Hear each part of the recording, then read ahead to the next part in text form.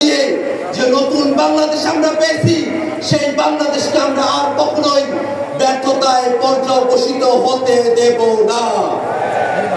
নতুন বাংলাদেশ যাতে প্রতিষ্ঠিত না হয়, সেই কারণে বিদেশি শক্তিগুলো তারা মাথাচাড়া দিয়েছে। আমরা স্পষ্ট করে বলতে চাই, বাংলাদেশের সংস্কারকামী জনতা, বাংলাদেশের সংস্কারপন্থী জনতা, আমরা সকলে ঐক্যবদ্ধ। বিদেশি হোক দেশি হোক, কোন শক্তি বাংলাদেশের সংস্কারের আন্দোলনকে দাবায় রাখতে পারবে না।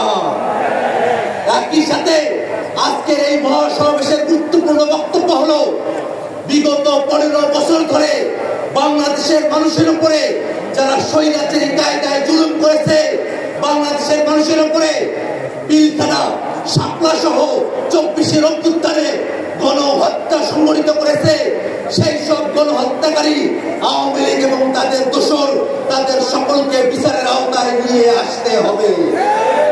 সম্মানিত উপস্থিতি, বাংলাদেশের সংস্কার এবং বিচারের মধ্য দিয়ে নতুন বাংলাদেশ প্রতিষ্ঠিত হবে।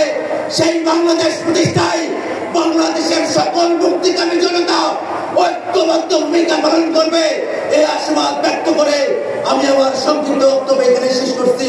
আসসালামু আলাইকুম ওয়া রাহমাতুল্লাহ।